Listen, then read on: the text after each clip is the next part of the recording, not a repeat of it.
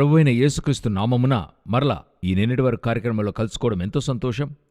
ఈ వారం ఒకే ఒక విషయం చాలా ముఖ్యమైనది, కానీ దానికి పలు కోణాలున్నాయి. దాని గురించే చూడబోతున్నాం. రండి మనం ఈ కార్యక్రమంలోనికి వెళ్తాం.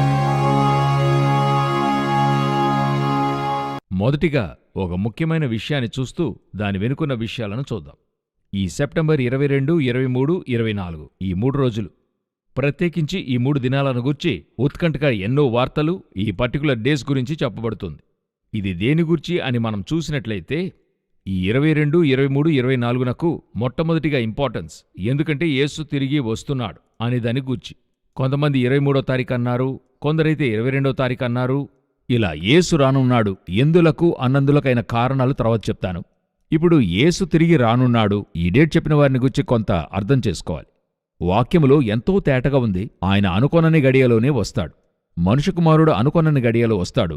అలా అనుకుంటున్నప్పుడు ఆ డేస్ని గూర్చి మనం ఆ గెస్సింగ్ ఇది మాత్రమే కాదు, దాదాపు క్రీస్తు శతాబ్దం 40 నుండే యేసు రానున్న డేట్ని చెప్తూ ఉన్నారు. ఈ రోజొస్తాడు, ఆ రోజొస్తాడని. బైబిల్ చెప్తుంది, ఆ దినమును గూర్చియు ఆ గడియను గూర్చియు తండ్రి తప్ప ఏ మనుషుడైనను పరలోకమందలి దూతలైనను కుమారుడైనను ఎరుగరు. ఇలాగుంటున్నప్పుడు ఈ యేసు వస్తున్నాడనే హైప్, కొందరైతే మాకు ఫోన్ చేసి అడుగుతున్నారు, మేము పలు వీడియోస్లో చెప్పి ఉన్నాము, యేసు వచ్చే దినం మనకు తెలీదు, అది ఏ క్షణమో మనం వేచి ఉండాలి, ఈ రోజే వస్తున్నాడు అని ఎదురుచూపుతో ఎప్పుడూ ఎదురుచూస్తూ ఉండాలని. కొందరైతే ఫోన్ చేసి, అది సరే బ్రదర్ మీరు చెప్తున్నారు, ఒకవేళ ఆ రోజు ఈ రోజైతే ఎలా అని చెప్పి 2 రోజులకు ముందే అడిగారు. ఒక 20వ తారీఖు అడుగుతున్నారు. దానికి నేను చెప్పా, 24వ తారీఖు వరకు వెయిట్ చేయొద్దు, ఈ రోజే వెయిట్ చేయండి, ఎప్పుడైనా రావచ్చు, అనుకొనని గడియలో వస్తాడు.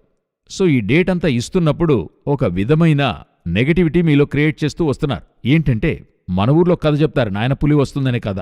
పులి వస్తుందని ఒకడు ఉత్తినే చెప్తున్నాడట. ఒకరోజు నిజంగానే పులి వచ్చింది. ఆ వచ్చినప్పుడు ప్రజలెవరు కూడా పట్టించుకోలేదట, పులి వచ్చింది. అదేవిధంగా యేసు వస్తున్నాడని ఇలా డేట్ చెప్తూ ఇది ఒక రకమైన సాతాను యుక్తి. మన దేశంలోనే మన రాష్ట్రంలోనే చెప్పిన వాళ్ళు ఉన్నారు. ఇలాగ వస్తాడు, ఈ తారీఖున వస్తాడు, కన్ఫామ్గా వస్తాడు. ఒక బుక్లో చదివాను, యేసుకు చెప్పనిది తండ్రి నాకు చెప్పాడని ఒకరు రాశారు. దయచేసి నేను విశ్వాసులకు చెప్తున్నాను, ఏ కారణము చేతనైనా దీనివల్ల ఏమార్చబడద్దు. యేసు వచ్చే దినము ఈ రోజు కాదు, ఇకను చెప్తారు, అనేకము చెప్తారు. ఎందుకంటే అంతగతకు ప్రతిరోజు చూడండి, ఇప్పుడు డేట్ గురించి చెప్తూ ఉంటారు. మీకొక చోట పిశాచి ఏం చేస్తాడంటే ఒక అశ్రద్ధ కలిగిస్తాడు, ఒండ్రా ఇలాగే ఎప్పుడు చూసినా మీరు చెప్తూనే ఉన్నారు అనేలాగున. దయచేసి ఈ కార్యమును గూర్చి ఆ దినము ప్రభు యొక్క ఆధీనములో ఉంది. అనుకొనని గడియలో జరుగుతుంది. అది రాత్రో పగలో మధ్యాహ్నమో ఎప్పుడైనా రావచ్చు. ఒక కనురెప్పలో ఒక గడియలోనే మనం రూపాంతరం చెందుతాం, అంతే. అది ఏ రోజైనా కానివ్వండి, అది ఈ డేటే అన్నందులకు మీరు వెయిట్ చేయొద్దు. నేనెప్పుడూ వేచి ఉంటాను. నా యేసు వచ్చినప్పుడు ఆయనతో పాటు వెళతాను. ప్రతిరోజు వెయిట్ చేయాలి. అదే ఆ డేటు. సో ఈ యొక్క సెప్టెంబర్ 22, 23లో యేసు నిశ్చయంగా వస్తాడు అని చెప్పి ఒక గొప్ప కూటము ఇది నమ్ముతూ ఉండారు. ఈసారి ఇది చెప్పింది ఎవరంటే, ఆఫ్రికాలో ఉండే ఒక పాస్టరే ఆయన చెప్పున్నాడు. అయితే ఇప్పుడు ఆయన ఏం చెప్తాడు, దానికేదైనా కారణం చెప్తాడు. ఇలాగే మన ఊర్లో కూడా ఒకరు చెప్పి దానికొక కారణం చెప్పారు. ఇలా చెప్తూ ఉంటారు. అందువల్ల దయచేసి నమ్మొద్దండి. మరి ఈ యొక్క సెప్టెంబర్ 2025, 22 నుండి 24 వరకు ఎలా చెప్పారు, మరెన్నో విషయాలను మనం తెలుసుకుందాం. రెండవది, ఇదే డేట్లో మరొక కార్యం జరిగింది. ఏంటంటే, ఇశ్రాయేల్ దేశంలో రోష్ హషన్నా అని చెప్తారు, న్యూ ఇయర్, వారి యొక్క న్యూ ఇయర్. ఇది లేవీకాండము పుస్తకము 23వ అధ్యాయంలో 23వ వచనం నుండి మీరిది చూడగలరు. అంటే 7వ నెల మొదటి తారీఖున ఈ విశ్రాంతి దినము లేక ఆ నెల ఆరంభాన్ని దేవుడు సెలబ్రేట్ చేయమంటున్నాడు. 10 దినాలు జరపమంటున్నాడు. ఈ 10 రోజులే వాళ్లకైనా ఈ రోష్ హషన్నా అని చెప్పబడుతుంది. ఇది బాబిలోనియన్ క్యాప్టివిటీతో వచ్చిన విషయంగా కూడా చెప్పబడుతుంది. అప్పుడే న్యూ ఇయర్గా సెలబ్రేట్ చేశారు. అదే ఈ పండుగ దినాలుగా జరుపుతున్నారు. ఎందుకంటే పండుగ దినాల గురించి దేవుడు చెప్పాడు, కారణం చెప్పలా. పస్కా బలిపశువుకైన కారణం తెలుసు, ఐగుప్తు నుండి విడుదలయ్యారు అని చెప్పి, తర్వాత వారికైన పాప పరిహారార్థ పండుగ, తర్వాత మొదటి ఫలములకైన పండుగ. వీటికైన అర్థం వాళ్ళకి తెలీదు, ఎందుకంటే ఆ తర్వాత జరగలే. మొదటి ఫలముల పండుగంటే, నీవు ఇశ్రాయేలీలతో ఇట్లనుము, నేను మీకిచ్చుచున్న దేశమునకు మీరు వచ్చి దాని పంటను కోయునప్పుడు మీ మొదటి పంటలో ఒక పనను యాజకుని యొద్దకు తేవాలను. వారింకా వెళ్ళలేదు ఆ దేశానికి, అరణ్యములో ఉన్నప్పుడే వారికి ఇవ్వడమైంది. అదే చెప్తున్నాను, అప్పటికి ఒక పండుగే అక్కడ ముగిసింది. సో అటు తర్వాత పండుగలన్నీ కూడా ఆ తర్వాత చేసేవిగా ఉండాయి. మనమెందుకు పండుగల గురించి చెప్తున్నామంటే, పండుగ, అమావాస్య, విశ్రాంతి దినము అనువాటి విషయములోనైనను మీకు తీర్పు తీర్చని ఎవనికిని అవకాశమియ్యకుడి. ఇవి రాబో వాటి ఛాయే గాని నిజస్వరూప క్రీస్తులో ఉన్నది అని ఉంది. సో మనం చూసేది ఈ పండుగ కాన్సెప్ట్ కాదు, దాని వెనుకున్న క్రీస్తు యొక్క కార్యం.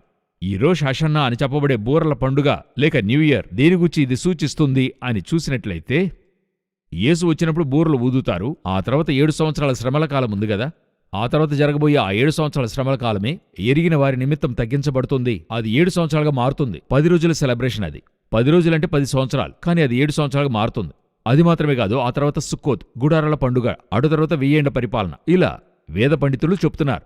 సో ఇలాగుంటున్నప్పుడు ఈ దినము, ఈ సంవత్సరం సెప్టెంబర్ 22, 23 చూస్తే ఈ బూరల పండుగ వస్తుంది.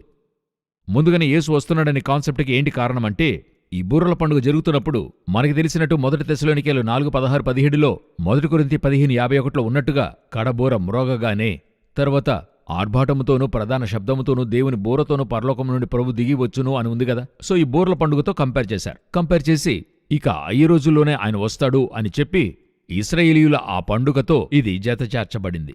వారు సెలబ్రేట్ చేసేది యేసు రాకకై కాదు, వారు బబులోను నుండి విడుదలైనందుకే రోష్ హషన్నా సెలబ్రేట్ చేస్తూ ఉన్నారు. అయితే మనము దానితో పాటు లింక్ చేశాం, ఈ రాకడ దానితో చేర్చాం. సో ఈ బూరల పండుగప్పుడే రాకడొస్తుంది అని కొందరు అనుకుంటున్నారు. అలాగని వీళ్ళు అలాగని చూస్తే డేట్ తెలుస్తుంది కదా. 2026కైనా ఒక డేట్ ఇచ్చారు బూరల పండుగ. అప్పుడు మరొక కూటం ఇలాగే ఒక విషయాన్ని మరలా చెప్తారు, ఈ తారీఖున యేసు వస్తాడని. ఎందుకంటే బూరల పండుగ వస్తుంది.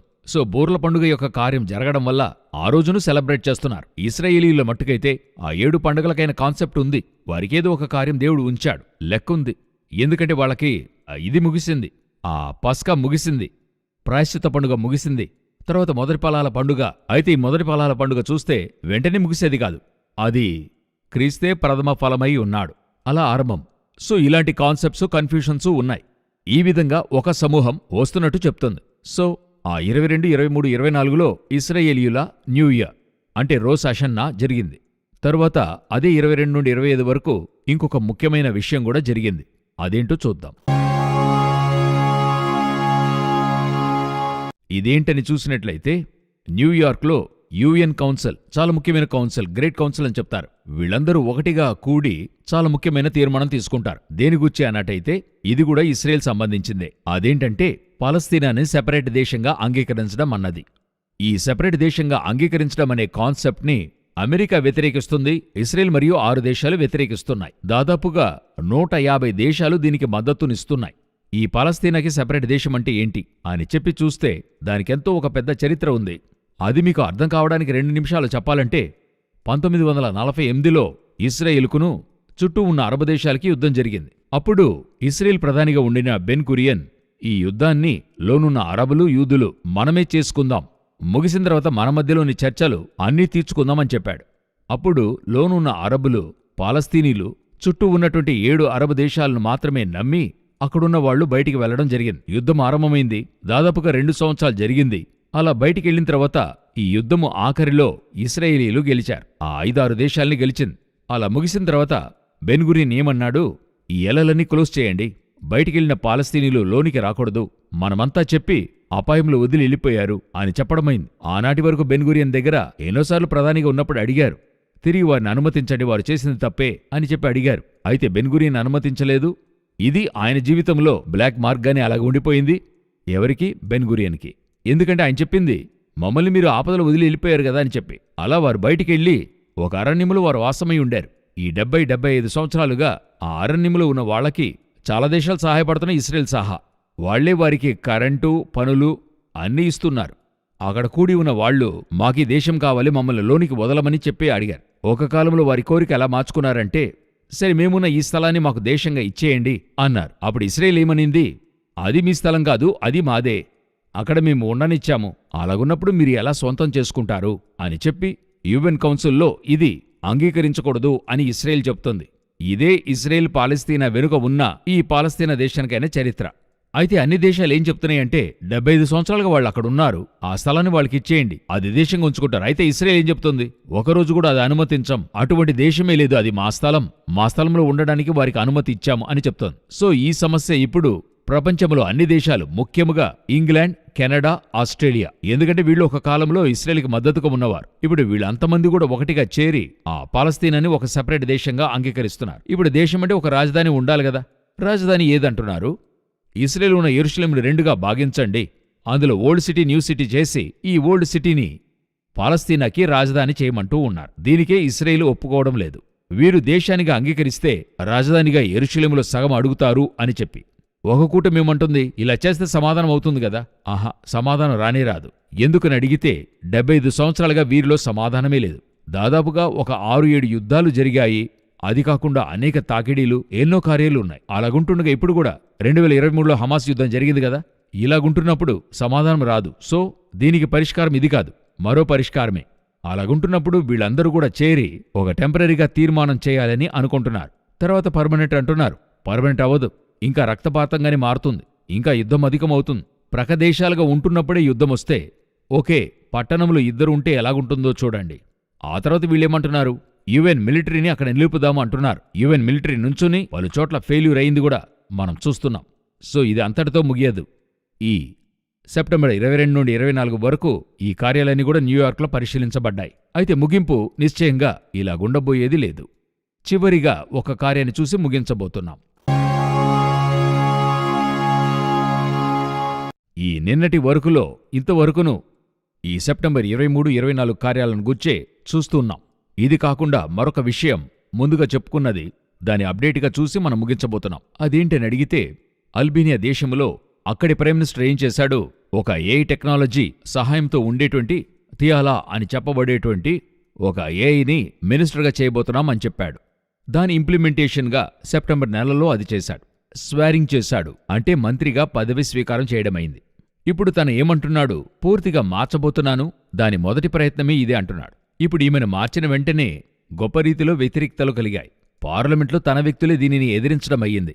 అందరూ తమ చేతిలో ఉన్నవన్నీ విసిరారు. వాళ్ళేమంటున్నారు, ఈ కథ వద్దు, మనుషుల కోసమే పార్లమెంట్, మనుషులే కదా పాలించాలి, ఇది ఏమవుతుందని అడిగితే ఇప్పుడు ఒక మంత్రి వస్తున్నాడు. ఆయన క్యాబినెట్ అంతా అలా మార్చాలంటున్నాడు. ఆయన చెప్పడానికి ఒక కారణం ఉంది.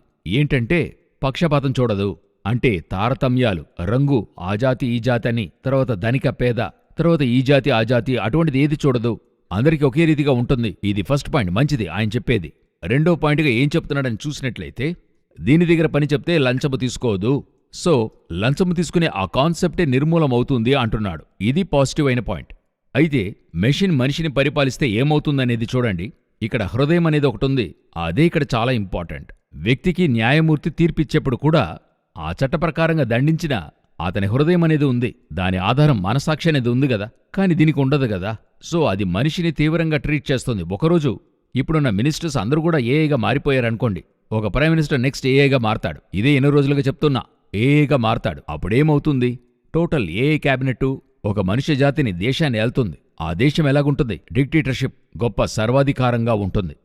సో అది వద్దనే వీళ్ళందరూ కూడా ఆపుతున్నారు. అయితే ఇదే జరుగుతుంది వెనుక. అన్ని దేశాలు యాక్సెప్ట్ చేస్తాయి. ఒక సెల్ ఫోన్ వస్తున్నప్పుడు లగ్జరీగా వచ్చింది. ఈరోజు సెల్ ఫోన్ ఎంత అత్యవసరంగా మారి మనిషిని ఆధిపత్యం చేస్తుంది. అదేవిధంగా ఏఐ టెక్నాలజీ కూడా ఒకరోజు అది మనిషిని ఆధిపత్యం చేస్తుంది. దేవుని చిత్తమైతే రాకడ ఆలస్యమైతే మరొక కార్యక్రమంలో కలుసుకుందాం. God bless you.